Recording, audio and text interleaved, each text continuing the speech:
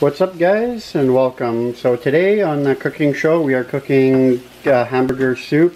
I got the hamburger slow cooking on the pan on the stove right now.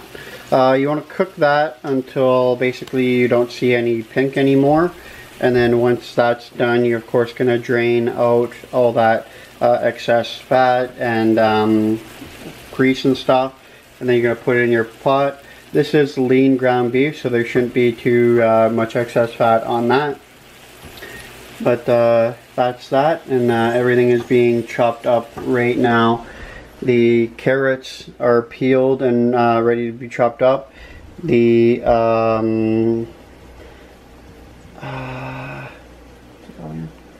green onion, sorry, I always forget the name of that, is being chopped up right now. You have your celery all washed up and ready to go as well. The green pepper is here washed up and ready to go as well, and that's what we're putting in it. I'll show you guys the rest of the ingredients in a little bit as we're ready to do that stuff. Alright guys, so I added the salt and pepper in there, and the beef is cooking really good. As you could tell, you could still see some pink. You want to, like I said, cook that until that pink is all gone. And everything here is all chopped up. You got your peppers and everything all diced up.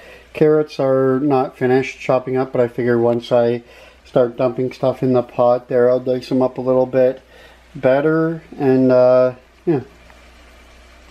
Alright, now that your beef is all cooked, you of course throw your green onions, green peppers, carrots all into the pot. Cook them up for a little bit, your celery as well. And right now I'm just straining the beef, so I'll get back to that before I add everything into the pot. Alright guys, so now that you got your everything cooking there, like I said, you got your onions, you got your peppers, your carrots, your celery. Add some minced garlic in there. The recipe usually calls for 1 tablespoon, but if you like your garlic, you want to add another tablespoon maybe, or like maybe even like a tablespoon and a half.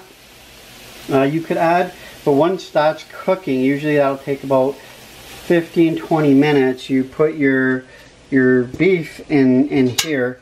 Now I used lean ground beef in there because I used 1.5 pounds, just because the amount of people that this is going to be feeding. This is going to be feeding quite a bit of people. Open your can up of kidney beans. Now they could be whatever type of kidney beans you want. Go for the no salt added kidney beans, because you don't want like the added salt of anything other than what you're adding in there. So open up your can of kidney beans, and then open up your can of diced tomatoes. I got these cans of diced tomatoes. Usually the recipe calls for, depending on how many people you're feeding, usually calls about 2 to 3 cans. These are the bigger cans. They are the 796 milliliter. So that's the cans that I'm using. So now at this point, of course, everything is cooked up. Your beef's cooked up, it's added in there, your ingredients, whatever's cooked up and added in there. Now we are grabbing the can, getting a little fogged up there, of diced tomatoes. Added that in. We'll grab our second can of diced tomatoes, and then I'll add those in as well. Alright guys, so I added the diced tomatoes in there. I added the can of kidney beans. I think I'm going to do another can of kidney beans though, just because it seems like after I mixed everything in, I added the water. It just seems like it's just the kidney beans are few and far between usually with hamburger soup.